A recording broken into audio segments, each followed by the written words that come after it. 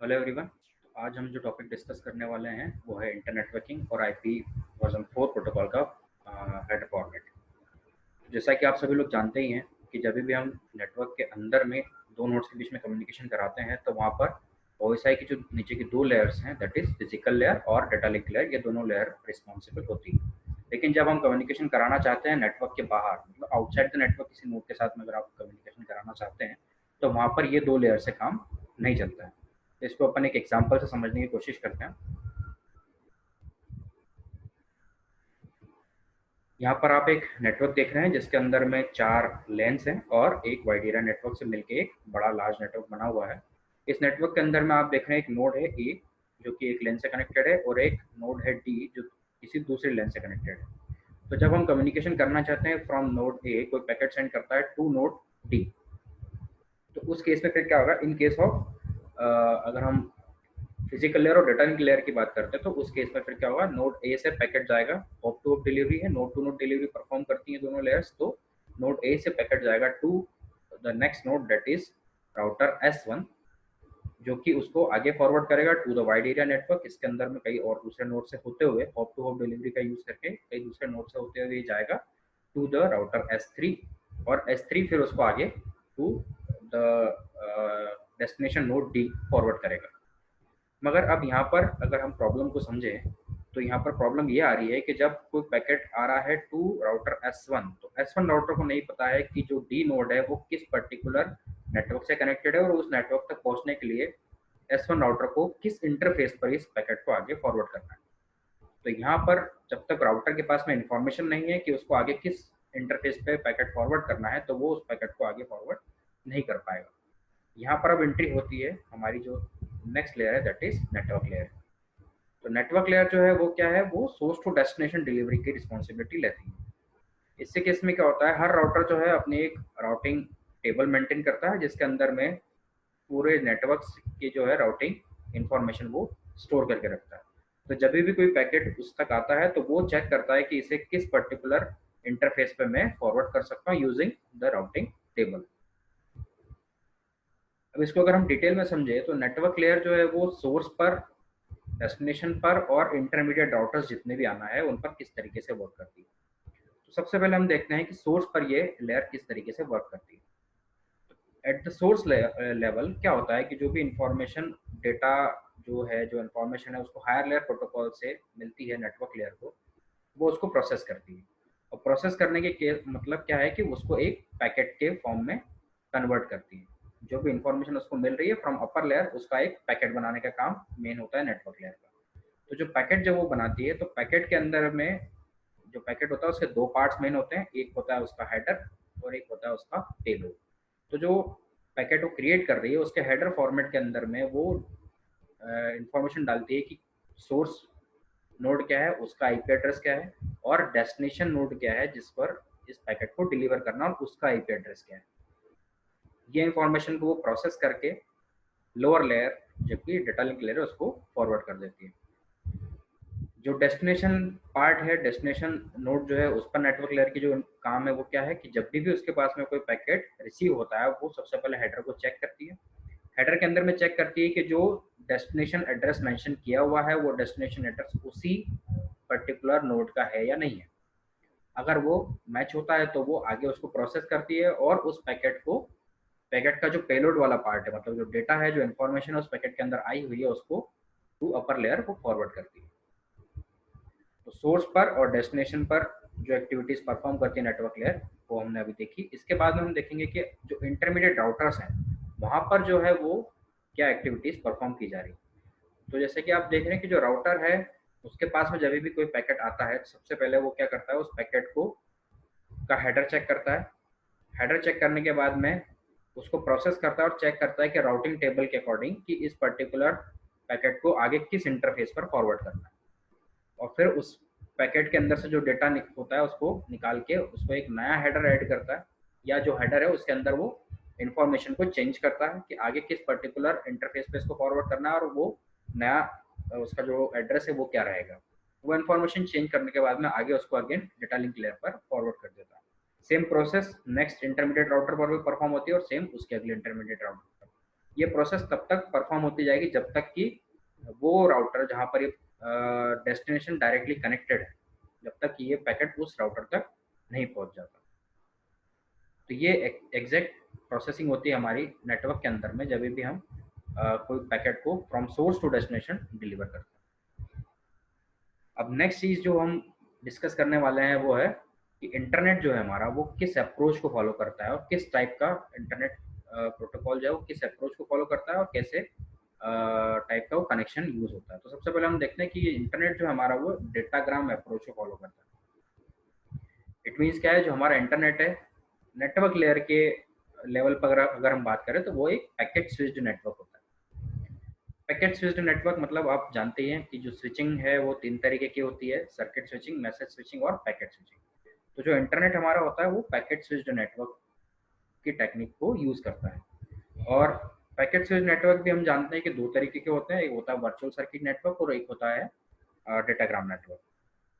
तो इंटरनेट जो है हमारा वो डेटाग्राम अप्रोच को यूज करता है और इसके लिए वो क्या करता है, यूनिवर्सल एड्रेसेस डिफाइन करता है। सोर्स से डेस्टिनेशन तक जाने के लिए एक यूनिवर्सल एड्रेस जो होता है उसका यूज करता है। और स्विचिंग टेक्निक जो यूज होती है नेटवर्क लेयर के ऊपर में वो डेटाग्राम अप्रोच का यूज करती है ऑफ पैकेट स्विचिंग नेटवर्क। जो नेक्स्ट चीज है कि जो हमारा इंटरनेट होता है वो जो हमारा है कनेक्शन लेस नेटवर्क होता है। कनेक्शन लेस नेटवर्क और कनेक्शन ओरिएंटेड नेटवर्क, ये 2 टाइप के नेटवर्क सर्विसेज होती हैं किसी पैकेट को डिलीवर करने के लिए। तो जो कनेक्शन ओरिएंटेड प्रोटोकॉल्स होते हैं, जो कनेक्शन ओरिएंटेड सर्विस का यूज करते हैं, वो प्रोटोकॉल क्या करते हैं, सबसे पहले जब भी कनेक्शन एस्टेब्लिश होता है तो वो एक रूट जो है उसको फ्रॉम सोर्स टू डेस्टिनेशन एक पर्टिकुलर रूट जो है वो बना लेते हैं और हर पैकेट जो है वो एक सीक्वेंस में उसी रूट को फॉलो करते हुए सोर्स से लेकर डेस्टिनेशन तक जाता है। मगर कनेक्शन लेस सर्विसेज जो प्रोटोकॉल्स यूज करते हैं उसके केस में क्या होता है कि नेटवर्क लेयर जो है वो हर एक पैकेट को एक इंडिपेंडेंट पैकेट ट्रीट करती है और हर पैकेट जो है वो किसी दूसरे पैकेट के साथ में उसका कोई रिलेशन नहीं होता और कोई पर्टिकुलर पाथ भी सेट नहीं किया जाता है। हर पैकेट अलग अलग पाथ को फॉलो करते हुए डेस्टिनेशन तक पहुंच सकता है। तो नेटवर्क लेयर जो है उस पर अगर हम बात करें तो इंटरनेट प्रोटोकॉल जो है वो एक कनेक्शन लेस प्रोटोकॉल है। अब हम बात करते हैं कि जो हेडर फॉर्मेट होता है उसके पहले उसका किस तरीके से वो हेडर फॉर्मेट में क्या क्या फील्ड्स होती है, लेकिन उससे पहले हम देखते हैं कि जो हमारा आईपी वर्जन 4 है उसका इंपॉर्टेंस टीसीपी आईपी प्रोटोकॉल के अंदर में क्या है। तो आईपी वर्जन 4 जो है या हमारा आईपी प्रोटोकॉल जो है बहुत इंपॉर्टेंट प्रोटोकॉल है क्योंकि ये एक डिलीवरी मैकेनिज्म की तरह यूज किया जाता है इन टीसीपी आईपी प्रोटोकॉल। तो जो भी पैकेट अगर डिलीवर करना है तो ये आईपी वर्जन 4 प्रोटोकॉल का यूज करेगा टीसीपी आईपी प्रोटोकॉल। कुछ फीचर्स हैं आईपी वर्जन 4 प्रोटोकॉल के। सबसे पहली चीज कि वो अनरिलायबल और कनेक्शन लेस डेटाग्राम प्रोटोकॉल है जो कि best effort delivery service provide करता है। What is the meaning of best effort delivery service, मतलब कि ये आपके पैकेट को डेस्टिनेशन तक पहुंचाने की कोई गारंटी नहीं लेगा बट कोशिश पूरी करता है कि आपका पैकेट जो है वो डेस्टिनेशन तक पहुंच जाए। इसके अलावा इसके अंदर में ना कोई एरर कंट्रोल की मेथड होती है ना ही कोई फ्लो कंट्रोल की मेथड होती है। एरर कंट्रोल और फ्लो कंट्रोल का यूज ये नहीं करता है तो इस कारण से वो एश्योर नहीं कर सकता है कि आपका पैकेट जो है वो डेस्टिनेशन तक पहुंच ही चुका है।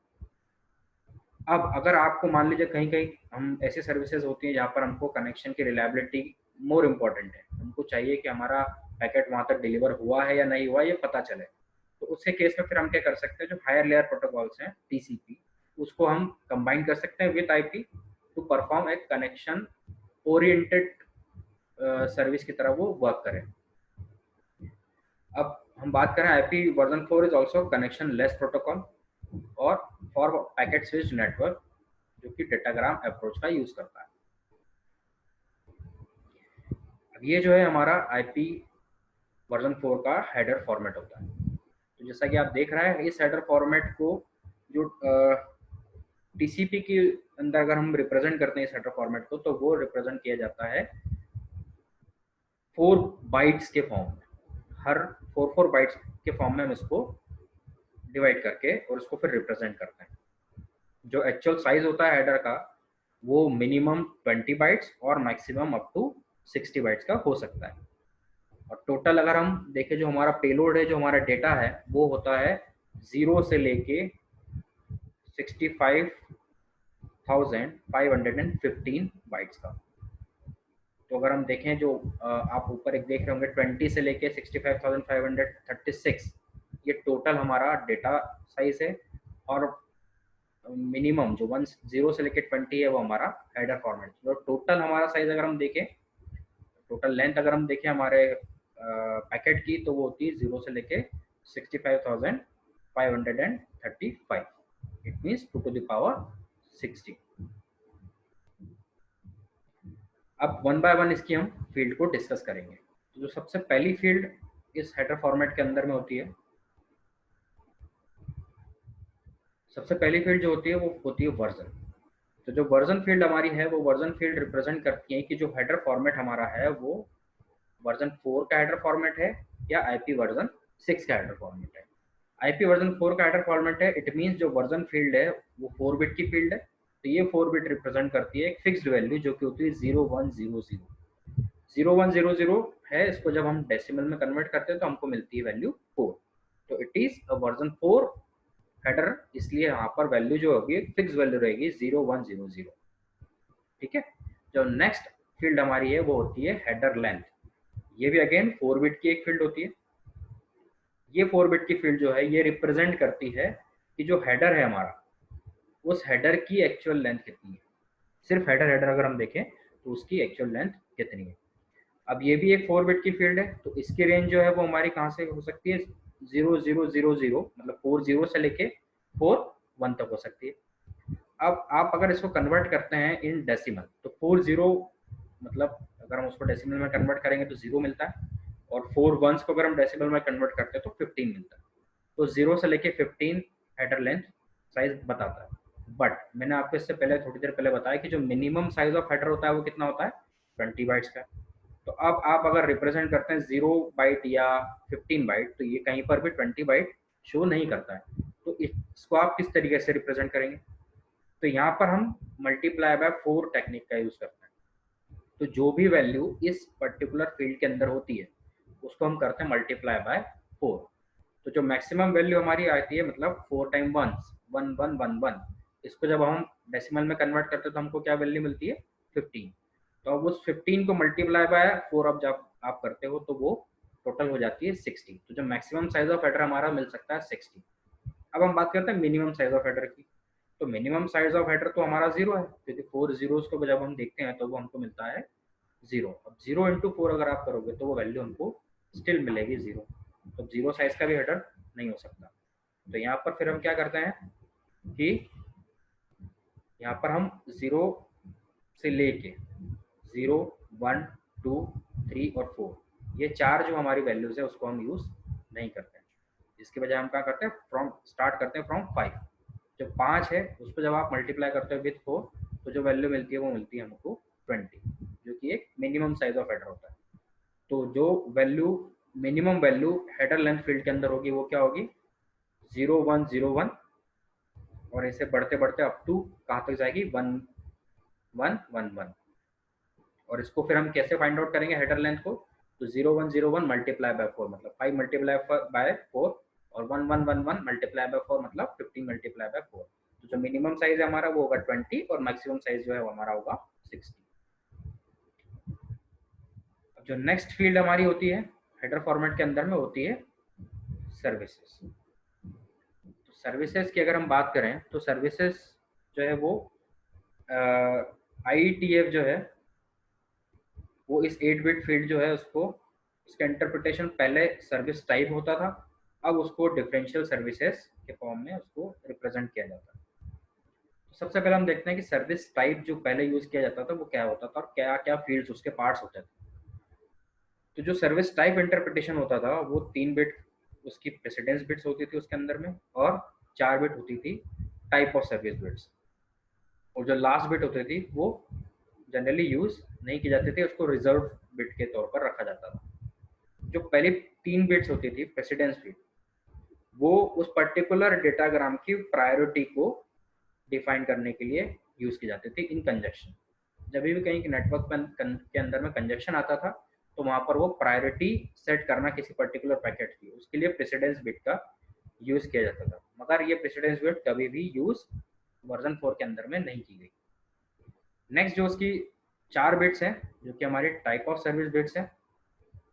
तो जो टाइप ऑफ सर्विस बिट जो है उनका हर कॉम्बिनेशन में एक स्पेशल मीनिंग होता है। 4 टाइप ऑफ सर्विसेज ये प्रोवाइड करती है: कॉस्ट, रिलायबिलिटी, थ्रूपुट और डिले। कॉस्ट, रिलायबिलिटी, थ्रूपुट और डिले, ये 4 कैटेगरीज पे वो अलग अलग सर्विसेज उस पर्टिकुलर डेटाग्राम को प्रोवाइड करती है। हर बिट जो है उसकी वैल्यू 0 या 1 हो सकती है और किसी एक पोजीशन पर 0 या 1 हो सकती है इसके अंदर, ठीक है। तो for all zeros it means अगर आपकी चारों बिट टीओएस की जो चारों बिट है अगर वो 0 होती है, इट मीन्स कि वो पैकेट जो है वो नॉर्मल पैकेट है, उसको कंजक्शन के अंदर में किसी भी तरीके से ट्रीट करने की जरूरत नहीं है। जो भी नॉर्मल कम्युनिकेशन जिस तरीके से हो रहा है उसी तरीके से वो पैकेट को भी ट्रीट किया जाए।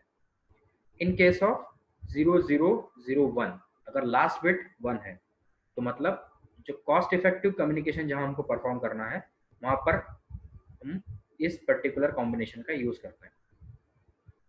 अगर सेकंड लास्ट बिट मतलब राइट से सेकंड लास्ट बिट हमारी जो है वो 1 है, इट मीन्स जहां हमको रिलायबल कम्युनिकेशन का यूज करना है, वहां जहां मैक्सिमम रिलायबिलिटी चाहते हैं कम्युनिकेशन के अंदर में, वहां पर हम 0010 का यूज करेंगे। राइट से थर्ड बिट अगर आपकी 1 रहती है तो इट मीन्स आपको अगर कनेक्शन के अंदर में कम्युनिकेशन के अंदर में मैक्सिमम थ्रूपुट चाहिए तो वहां पर हम 0100 कॉम्बिनेशन का यूज करेंगे। अगर सबसे लेफ्ट मोस्ट बिट जो हमारी वो उसकी वैल्यू 1 है, इट मीन्स जहां पर आप पैकेट को जल्दी से जल्दी पहुंचाना चाहते हैं टू द डेस्टिनेशन, कोई डिले आपको नहीं चाहिए, तो वहां पर मिनिमम डिले आपको प्रोवाइड करता है ये वाला कॉम्बिनेशन, दैट इज 1000। तो ये हमने अभी देखा सर्विस टाइप। अब हम देखेंगे कि जो दूसरा तरीका जो हम आज के सिनेरियो में यूज करते हैं, डिफरेंशिएटेड सर्विसेज, वो इंटरप्रिटेशन क्या करता है। तो इन दिस इंटरप्रिटेशन जो पहले की 6 बिट है वो कोड पॉइंट सब फील्ड की तरह यूज की जाती है और जो लास्ट की 2 बिट है वो ECN बिट्स की तरह यूज की जाती है। ECN is explicit conjunction notification.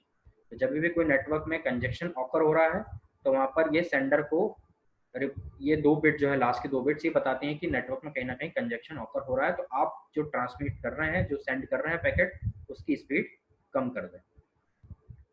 और जो पहले की हमारी 6 बिट्स है वो कोड पॉइंट सब फील्ड होती हैं, ये कोड पॉइंट्स को रिप्रेजेंट करती हैं।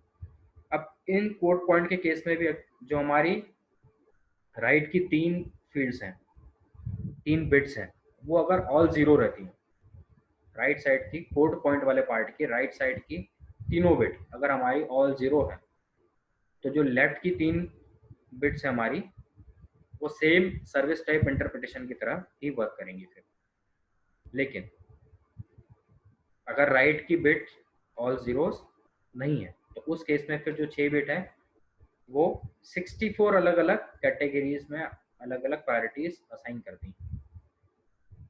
उसकी वैल्यूज हम कुछ प्रायोरिटीज जो है लोकल अथॉरिटीज जो प्रोवाइड करती हैं उसको हम देख लेते हैं। कैटेगरी 1 जो है जिसके अंदर में आप देख रहे हैं कि असाइन अथॉरिटी जो है वो है इंटरनेट, उसमें कोड पॉइंट जो है हमारा उसकी सबसे राइट मोस्ट बिट जो है वो 0 रहेगी। सेकंड कैटेगरी जो है जो कि लोकल कैटेगरी, लोकल कम्युनिकेशन अगर नेटवर्क के अंदर में करना है तो उसको आप यूज कर सकते हैं। वहां पर जो राइट की 2 बिट्स हैं वो 1 1 रहती हैं। और टेम्पररी या एक्सपेरिमेंटल नेटवर्क में आप यूज कर रहे हैं इसको, टेम्पररी कनेक्शन स्टेब्लिश करने के लिए यूज कर रहे हैं, तो थर्ड कैटेगरी यूज की जाएगी। इसमें राइट की जो 2 बिट्स हैं वो 0 और 1 को रिप्रेजेंट करेंगी। तो ये 3 कैटेगरीज में हम इनको डिवाइड करते हैं। नेक्स्ट जो हमारा है, नेक्स्ट फील्ड आती है total length field. Total length field जो है ये बताती है कि हेडर प्लस पेलोड ये दोनों मिला के आपका जो पैकेट है उसकी एक्चुअल लेंथ कितनी है। ये एक 16 बिट फील्ड होती है और हेडर के साथ में जो एक्चुअल हमारा डेटा है उसका साइज कितना है ये बताती है। इसको आप अगर कैलकुलेट करना चाहते हैं तो टोटल लेंथ ऑफ डेटा जो है वो क्या है, जो आप इसमें से अगर आप लेंथ ऑफ डेटा कैलकुलेट करना चाह रहे हैं तो लेंथ ऑफ डेटा कैलकुलेट करने के लिए हम क्या करेंगे, जो फील्ड की वैल्यू रहेगी इस वाली फील्ड की वैल्यू टोटल लेंथ फील्ड की वैल्यू में से जब आप हेडर फील्ड की वैल्यू को सब्सट्रैक्ट कर देंगे तो आपको जो बचा हुआ पोर्शन मिलेगा वो बताएगा कि टोटल लेंथ डेटा की कितनी है। अब एक मेन क्वेश्चन हमारा आता है कि हमको टोटल लेंथ फील्ड की जरूरत क्या है, why we need total length field. तो इसको हम एक एग्जांपल से समझते हैं कि सपोज आप कोई पैकेट है आपने जो बनाया है, उस पैकेट का साइज जो है वो लेस देन 46 बाइट है, मतलब 20 बाइट का हमारा हेडर है और से 20 बाइट ही हमारा एक्चुअल डेटा है जो उसके अंदर में हमको हायर लेयर से मिला हुआ है। तो 20 बाइट का हेडर और 20 बाइट का डेटा मिला के हमारा टोटल पैकेट बनता है 40 बाइट का। बट अगर आप उसको हम फॉरवर्ड करते हैं टू द लोअर लेयर जो कि यूज करती है इथरनेट फ्रेमिंग का, तो हम जानते हैं कि इथरनेट फ्रेमिंग जो होती है हमारी, उसकी मिनिमम साइज होती है 46 बाइट्स और मैक्सिमम साइज जो होती है वो होती है 1500 बाइट्स। तो उसके अंदर में हम फ्रेम साइज जब हम बना रहे हैं, उस फ्रेम को जब क्रिएट करते हैं तो हमको मिनिमम डेटा चाहिए होता है 46 बाइट। मगर हमारा एक्चुअल अभी जो हमने कैलकुलेट करा है 20 बाइट का एडर प्लस 20 बाइट का डेटा मिला के हमारा हो रहा है ओनली 40 बाइट्स। तो इस केस में फिर बची हुई 6 बाइट जो है वो हम ऐड करते हैं और पैडिंग पैडिंग हम ऐड करते हैं। पैडिंग का मतलब होता है एक्स्ट्रा बाइट्स हम ऐड कर देते हैं ताकि बाद में जब रिसीवर एंड पर आता है तो वो इन एक्स्ट्रा बाइट्स को हटा देता है और जो एक्चुअल डेटा पैकेट है उसको रिसीव कर लेगा। अब आपको यहाँ पर शो करना होगा कि जब वो रिसीवर एंड पर जब जाएगा विथ पैडिंग, जो हमारे 46 हमने बाइट बनाई है उसमें हमने 6 बाइट एक्स्ट्रा पैडिंग की ऐड करी, तो रिसीवर एंड पर जब वो रिसीव होगा पैकेट तो उसको टोटल पैकेट कितना मिलेगा 46 बाइट का। तब रिसीवर को कैसे पता चलेगा कि जो पैकेट है वो एक्चुअली 46 बाइट का नहीं है, वो 40 बाइट का ही है। तो इसके लिए वहां पर टोटल लेंथ फील्ड का यूज किया जाता है। तो जो रिसीवर है वो टोटल लेंथ फील्ड देखेगा, उसके अंदर वैल्यू देखेगा 40 बाइट्स, तो फिर वो उसमें से जो 6 बाइट्स हमने पैडिंग की यूज की हुई है उसको रिमूव कर देगा और बची हुई 40 बाइट्स को as a packet individual packet वो ट्रीट करेगा। नेक्स्ट फील्ड जो हमारी है 3 फील्ड्स, जो कि फ्रेगमेंटेशन, फ्लैग और फ्रेगमेंट ऑफसेट। ये तीनों फील्ड जो है वो फ्रेगमेंटेशन होता है जो उससे रिलेटेड फील्ड्स है। तो इन 3 फील्ड्स पर जाने से पहले हम समझते हैं कि फ्रेगमेंटेशन एक्चुअली होता क्या है। तो फ्रेगमेंटेशन का मतलब ये है कि हमारा अगर पैकेट जो बन रहा है उसका साइज बड़ा है, जो एक फ्रेम क्रिएट की जाती है उस मैक्सिमम फ्रेम साइज से अगर बड़ा हमारा पैकेट साइज बनता है तो वहां पर जो लोअर लेयर है उस एक पैकेट को एक फ्रेम के अंदर में फिट नहीं कर पाएगी। तो हमको क्या करना होगा, उस पैकेट को अलग अलग छोटे छोटे पार्ट्स में डिवाइड करके और आगे फॉरवर्ड करना होगा। तो वो प्रोसेस कहलाती है, इन बड़े पैकेट को छोटे पार्ट्स में ब्रेक करने की प्रोसेस कहलाती है फ्रेगमेंटेशन। तो फ्रेगमेंटेशन हम परफॉर्म करते हैं तो जो format and the size of a received frame, जो रिसीव फ्रेम की जाती है उसका फॉर्मेट और उसका साइज डिपेंड करता है कि कौन सा फिजिकल लेयर प्रोटोकॉल यूज किया गया है नेटवर्क में जिससे के थ्रू वो पैकेट रिसीव हुआ है। जिस नेटवर्क से रिसीवर को पैकेट रिसीव होगा उस पर डिपेंड करेगा कि फ्रेगमेंटेशन का साइज कितना होगा।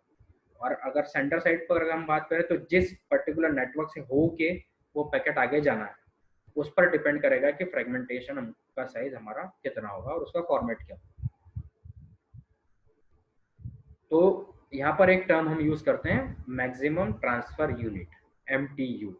MTU बताती है कि जो नेटवर्क जिसके थ्रू उस पैकेट को ट्रेवल करना है उसकी कैपेसिटी कितनी है, वो कितने साइज का पैकेट एक बार में सेंड कर सकती है। So each data link layer protocol has its own frame format in most protocols.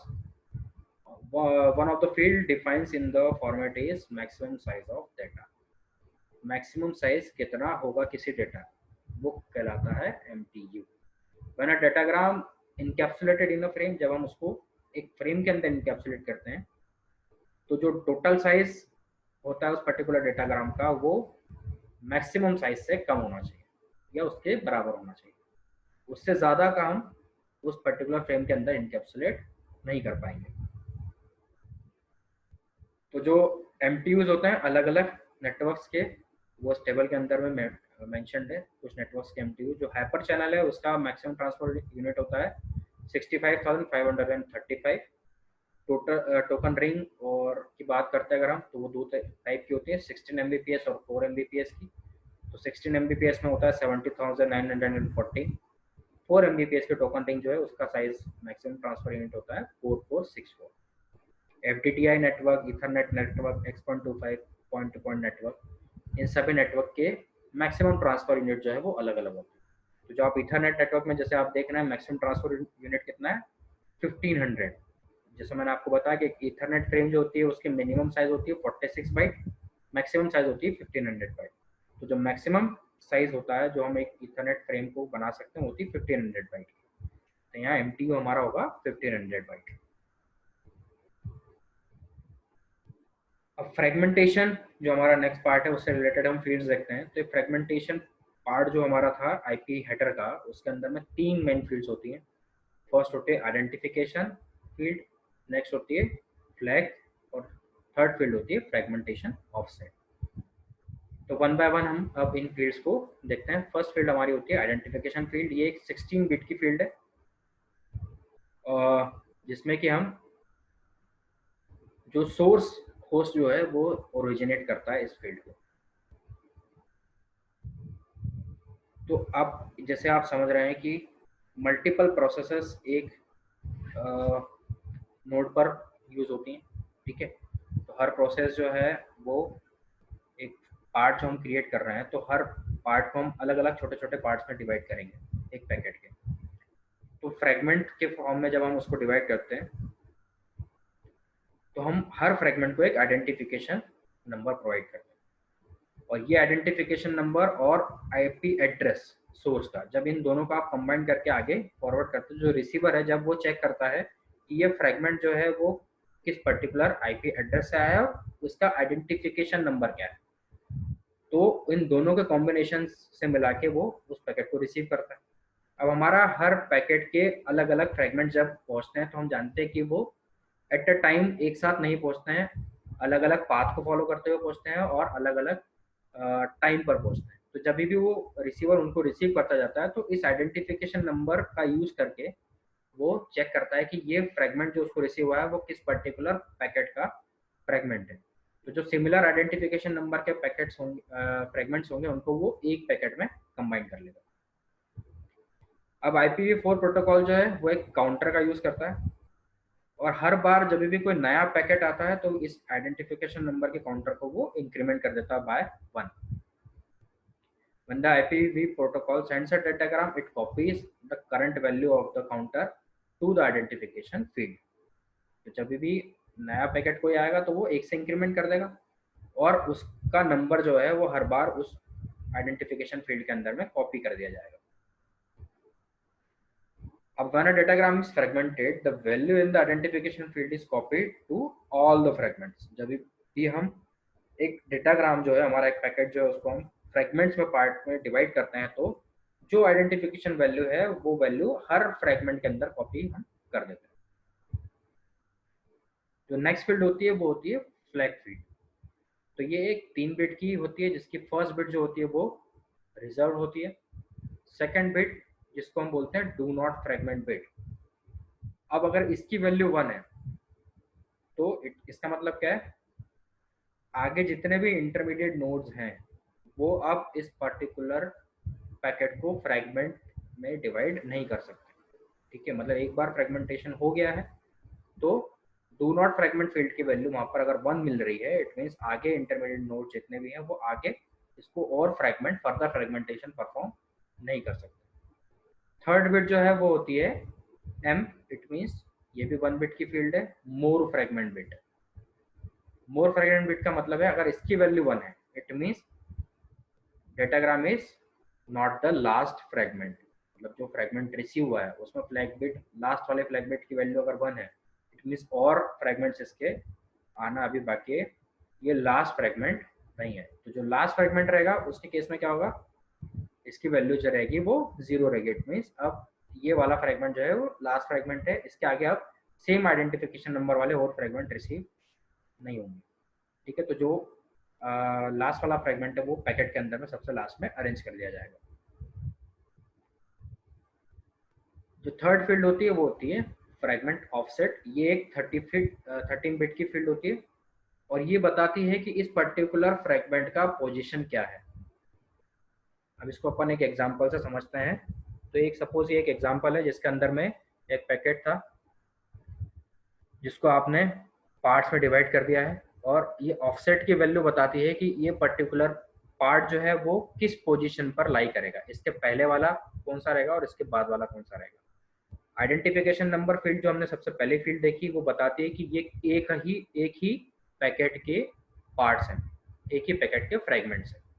जो फ्लैग फील्ड है वो बताती है कि इसको फर्दर फ्रेगमेंट किया जा सकता है या नहीं किया जा सकता है, या फिर ये लास्ट फ्रेगमेंट है या नहीं है। तो फ्लैग फील्ड से हमको ये तो पता चल जाएगा कि लास्ट फ्रेगमेंट हमारा कौन सा है, और आइडेंटिफिकेशन फील्ड से हमको ये पता चल जाएगा कि ये जो सारे फ्रेगमेंट्स हमको रिसीव हुए हैं ये एक ही पैकेट के फ्रेगमेंट है। बट जो बीच के सारे फ्रेगमेंट्स हैं वो कहाँ पर अरेंज किए जाएंगे, उनको कहाँ कहाँ कौन सा फ्रेगमेंट किस फ्रेगमेंट के बाद में आएगा और कौन सा फ्रेगमेंट किस फ्रेगमेंट के पहले आएगा, ये हमको बताती है फ्रेगमेंट ऑफसेट फील्ड। जो नेक्स्ट हमारा पार्ट होता है आईपी हेडर का वो होता है टाइम टू लीव। अब टाइम टू लीव फील्ड क्या है, ये बताती है कि एक जो हमारा पैकेट है वो कितने समय तक नेटवर्क के अंदर में रहेगा। तो इसकी वैल्यू जो होती है हमारी 2 to the power 16 2 to the power 8 bit की फील्ड है ये, तो 2 to the power 8 मतलब मैक्सिमम 256 इसकी वैल्यू आती है। तो 256 आती है, इट मीन्स ये 256 इंटरमीडिएट नोड से होते हुए सोर्स से लेकर डेस्टिनेशन तक पहुंच जाना चाहिए। अगर इसकी वैल्यू 256 नोड्स होने तक नहीं पहुंच पाता, मतलब ये हर नोड पर जब भी ये जाता है तो 256 से वैल्यू इसकी डिक्रीमेंट होती जाती है, हर नोड पर 1 by 1 एक एक वैल्यू से डिक्रीमेंट होता जाएगा। तो जब तक इसकी वैल्यू 0 नहीं हो जाती तब तक ये नेटवर्क के अंदर ट्रेवल करता रहेगा। जैसे ही इसकी वैल्यू 0 हो गई तो इस पैकेट को फिर वहां से नेटवर्क से डिस्कार्ड कर दिया जाएगा और उसको मान लिया जाएगा कि यहाँ पर अब इस पैकेट को रीसेंड करने की ज़रूरत है। अब इसकी ज़रूरत क्यों पड़ती है, इस टाइम टू लीव फील्ड की क्यों ज़रूरत पड़ती है। अब मान लीजिए आपका कोई नेटवर्क है जिसके अंदर जो राउटर्स हैं, इंटरमीडिएट राउटर्स हैं, उनकी टेबल कहीं करप्ट होगी। दो राउटर्स हैं आपस में, इनकी टेबल करप्ट हो गई और ये आपस में एक दूसरे को ही पैकेट को सेंड कर रहे हैं। राउटर 1 सेंड करता है टू राउटर 2 और राउटर 2 सेंड कर रहा है टू राउटर 1। एक लूप फॉर्म हो गया, लूप की तरह वर्क कर रहा है। तो ये इस केस में क्या होगा कि जो पैकेट है वो उस पर्टिकुलर लूप के अंदर में ही ट्रेवल करता रहेगा और डेस्टिनेशन तक आगे नहीं पहुंच पाएगा। तो इसलिए फिर क्या किया जाता है कि यहाँ पर इस फील्ड की वैल्यूज का इंपॉर्टेंस आता है कि ये जब तक ये फील्ड जैसे 1 by 1 डिक्रीमेंट हो जाएगी, राउटर 1 पर डिक्रीमेंट हुआ, फिर राउटर 2 पर गया, वहां डिक्रीमेंट हुआ, फिर राउटर 1 पर आया। तो ये जो लूप में हर बार वो डिक्रीमेंट होती जाएगी वैल्यू, और जैसे 0 होगी इसको डिस्कार्ड कर दिया जाएगा। और अनदर यूज इसका क्या है, दूसरा एक यूज है कि जर्नी जो है किसी पैकेट की उसको इंटेंशनली हम लिमिट कर रहे हैं। जानबूझ के अगर कोई पैकेट ऐसा है जो सेंड किया जा रहा है नेटवर्क में ट्रैफिक को इंक्रीज करने के लिए, तो ऐसे समय पर हम ये फील्ड का यूज करते हैं ताकि वो इंटेंशनली सेंड किए गए पैकेट्स की जर्नी को रिड्यूस कर सके। नेक्स्ट फील्ड जो है आईपी डेटाग्राम की वो है प्रोटोकॉल फील्ड। ये एक अगेन 8 बिट की फील्ड है और ये बताती है कि हमारा जो हायर लेयर, जो हमारी ट्रांसपोर्ट लेयर है, वो किस प्रोटोकॉल का यूज करके आगे पैकेट को नेटवर्क लेयर तक फॉरवर्ड कर देगी। इसके अंदर में टीसीपी हो सकता है, यूडीपी हो सकता है, एससीटीपी हो सकता है। ठीक है, तो ये प्रोटोकॉल्स जो ट्रांसपोर्ट लेयर के प्रोटोकॉल्स हैं उनमें से किस प्रोटोकॉल का यूज करके यहाँ पर हम इस पर्टिकुलर पैकेट को फॉर्म किया गया है। इसके अलावा यहाँ पर जो आईसीएमपी, आईजीएमपी और ओएसपीएफ प्रोटोकॉल है वो भी यूज करते हैं। हायर लेयर प्रोटोकॉल्स हैं, ये भी डिनोट किए जाते हैं। तो इसके लिए एक पर्टिकुलर फील्ड की एक वैल्यू होती है जो डिनोट करती है कि कौन सा प्रोटोकॉल यूज किया गया, हायर लेयर प्रोटोकॉल है वो यूज किया गया है। इसमें 1 डिनोट करता है आईसीएमपी को, 2 डिनोट करता है आईजीएमपी को, 6 डिनोट करता है टीसीपी को, 17 डिनोट करता है यूडीपी को और 89 डिनोट करता है ओएसपीएफ। अगली फील्ड है चेकसम फील्ड। चेकसम फील्ड जो है वो बताती है जो हेडर है हमारा उसका चेकसम, पूरे पैकेट का चेकसम नहीं, सिर्फ जो हमारा हेडर है उसका चेकसम। अब इसकी ज़रूरत क्या पड़ती है, सपोज हमारा सोर्स एड्रेस जो है उसमें कहीं एरर आ गया, वो कहीं करप्ट हो गया, तो वहाँ पर वैल्यू सोर्स एड्रेस की चेंज हो जाएगी। तो जो डेस्टिनेशन एड्रेस है हमारा वो करप्ट हो गया, तो वहाँ पर हमारा जो डेस्टिनेशन एड्रेस है अगर उसकी वैल्यू चेंज हो जाती है तो हमारा पैकेट जो इंटेंडेड डेस्टिनेशन है उस तक नहीं पहुँचेगा, कहीं और पहुँच जाएगा। ठीक है, तो हमको हेडर का जो है चेकसम यहाँ पर मेंशन करना होता है। जो हेडर हमारा होता है टोटल उस हेडर की चेकसम वैल्यू हम फाइंड आउट करते हैं, ताकि अगर कहीं एरर ऑकर हो रहा है तो सबसे पहले रिसीवर तक जब ये पैकेट रिसीव होगा तो वो चेक करता है चेकसम। चेकसम की वैल्यू अगर उसको प्रॉपर मिलती है, इट मीन्स अगर कहीं कुछ एरर नहीं आया है तो ही वो उसको आगे फर्दर प्रोसेस करता है, अदरवाइज फिर वो क्या करता है, उसको डिस्कार्ड कर देगा। नेक्स्ट फील्ड जो होती है वो होती है सोर्स एड्रेस। ये एक 32 बिट की फील्ड है और ये रिप्रेजेंट करती है जो आईपी एड्रेस जिस सोर्स ने जनरेट किया है उसका एड्रेस। नेक्स्ट उसके बाद की फील्ड होती है डेस्टिनेशन एड्रेस, जो डिनोट करती है कि इस पैकेट को किस पर्टिकुलर डेस्टिनेशन तक पहुंचाना है। ठीक है। लास्ट फील्ड जो है हमारी वो होती है ऑप्शन फील्ड। ऑप्शन फील्ड जो होती है उसको हम, हमारा जो हेडर है हमारा वो दो पार्ट्स में डिवाइड करता है। हेडर आईपी हेडर वर्जन 4 का जो डेटाग्राम है वो दो पार्ट में डिवाइड होता है। हेडर को दो पार्ट में हम डिवाइड करते हैं। एक होता है फिक्स पार्ट, जिसमें कि हमने ऊपर के जो 12 फील्ड्स हमने देखी वो फिक्स पार्ट का हिस्सा है, और एक होता है वेरिएबल पार्ट। तो जो ऑप्शन फील्ड है वो लाई करती है वेरिएबल पार्ट के अंदर में। ये कंपलसरीली हम यूज नहीं करते हैं, हो सकता है इसका अगर हम कुछ ऑप्शंस ऐड कर रहे हैं हमारे डेटाग्राम के अंदर में तो हम ऑप्शन फील्ड को यूज करेंगे, अदरवाइज ये कंपलसरी फील्ड नहीं है। इसके ऊपर के जो 12 फील्ड्स हमने देखी वो सारी 12 फील्ड कंपलसरीली हर हेडर फॉर्मेट के अंदर में होती ही है, इसलिए जो मिनिमम साइज हमारा होता है वो होता है 20 बाइट का। तो इन 12 फील्ड्स को जब आप कैलकुलेट करोगे तो इसका टोटल साइज जो बनेगा वो होता है 160 बिट, मतलब 20 बाइट्स का। अब हम देखते हैं ऑप्शन फील्ड जो हमारी है लास्ट की ऑप्शन फील्ड, ये क्या होती है। तो ऑप्शन फील्ड जो है इसको हम दो कैटेगरीज में डिवाइड करते हैं, सिंगल बाइट और मल्टी बाइट।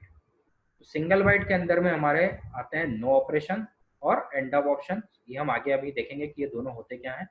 और मल्टी बाइट के केस में आते हैं चार different categories, record route, strict route, loose source route और टाइम स्टैम्प। सबसे पहले हम देखते हैं कि नो ऑपरेशन जो है हमारा वो क्या बताता है।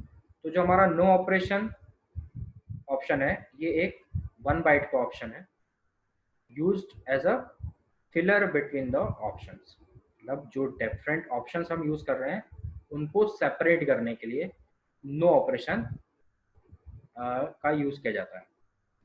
एंड ऑफ ऑप्शन जो है वो अगेन एक 1 बाइट का ऑप्शन है, used for padding at the end of option field. जो ऑप्शन फील्ड हमारे उसके एंड में अगर पैडिंग की रिक्वायरमेंट है, एक्स्ट्रा बिट्स को ऐड करने की रिक्वायरमेंट है, तो वहां पर हम एंड ऑफ ऑप्शन का यूज करेंगे, और इसको हम केवल as a last option use कर सकते हैं। तो ये हमारे दो जो 1 बाइट सिंगल बाइट ऑप्शंस हैं वो हैं। अब हम देखते हैं मल्टी बाइट ऑप्शंस जो हैं उसकी कैटेगरीज। तो फर्स्ट हमने देखी है रिकॉर्ड रूट। तो ये रिकॉर्ड रूट ऑप्शन क्या है, इंटरनेट राउटर जो है उनसे होते हुए जब पैकेट ट्रेवल करता है फ्रॉम सोर्स टू डेस्टिनेशन, तो जो फर्स्ट पैकेट ट्रेवल कर रहा है उसके रूट को रिकॉर्ड करता है। रिकॉर्ड करने से क्या होता है कि जो आगे आने वाले पैकेट्स हैं वो उस रूट का यूज करके डेस्टिनेशन तक पहुंच सकते हैं। और दूसरा जो नेटवर्क है उसकी डीबगिंग करने में और उसको मैनेज करने के अंदर में इस जो इंफॉर्मेशन ये गैदर करता है उसकी यूज किया जा सकता है। सेकंड टाइप ऑफ मल्टीबाइट ऑप्शन जो है वो है स्ट्रिक्ट सोर्स रूट ऑप्शन। अब ये स्ट्रिक्ट सोर्स रूट ऑप्शन का अगर यूज किया जा रहा है तो इट मीन्स क्या है, जो पैकेट है वो प्री डिफाइंड रूट का ही यूज करेगा from source to destination travel करने के लिए। ठीक है। तो जब हम प्री डिफाइंड रूट का यूज कर रहे हैं तो हम स्ट्रिक्ट रूट का यूज करेंगे। अगर loose source route option use कर रहे हैं हम, लूज सोर्स रूट ऑप्शन क्या बता रहा है कि इसके केस में भी रूट जो है हमारा वो तो फिक्स्ड रहेगा, मतलब रूट जो आइडेंटिफाई किया है प्रीडिफाइंड रूट जो है वो हम यूज कर रहे हैं, बट कंपलसरीली हर पैकेट को उस रूट को फॉलो करने की जरूरत नहीं है। जैसा कि स्ट्रिक्ट सोर्स रूट के केस में ये हो रहा है कि एक प्रीडिटरमाइंड रूट हम यूज कर रहे हैं और हर पैकेट जो है उस प्रीडिटरमाइंड रूट का ही फॉलो करेगा। बट लूज सोर्स रूट के केस में ऐसा नहीं है। एक प्रीडिटरमाइंड रूट आपने बता दिया कि सोर्स से लेकर डेस्टिनेशन तक पहुंचने के लिए हमारे पास एक प्रीडिटरमाइंड रूट है, बट हर पैकेट को उसी रूट को फॉलो करना ये कंपलसरी नहीं है। लास्ट वाला ऑप्शन जो है वो है टाइम स्टैम्प ऑप्शन। ये क्या कर रहा है, डेटाग्राम को सोर्स से लेकर डेस्टिनेशन तक पहुंचने में और प्रोसेस होने में टोटल कितना टाइम लगा, हर राउटर पर प्रोसेस करने के लिए कितना टाइम लग रहा है उस पर्टिकुलर डेटाग्राम को वो इस टाइम स्टैम्प ऑप्शन के अंदर में कैलकुलेट किया जाएगा, ताकि हम देख सके कि कौन सा रूट हमारा ज़्यादा कन्वीनियंट है और कौन सा रूट हमको फास्टर डिलीवरी प्रोवाइड कर सकता है। तो ये हमने अभी जो देखा सारा, ये कुछ था हमारा आईपी डेटाग्राम और उसकी कुछ फील्ड्स और इंटर नेटवर्किंग। आई होप कि हमने जो डिस्कस किया है अभी आप लोगों को क्लियर हो गया होगा। फर्दर और इसके आगे वाले जो हम नेक्स्ट वीडियो बनाएंगे उसके अंदर में और आगे के टॉपिक्स देखेंगे, जिसमें कि हम आईपी वर्जन 4 वर्जन 6 जो है उसका डेटाग्राम को डिस्कस करेंगे। So thank you very much.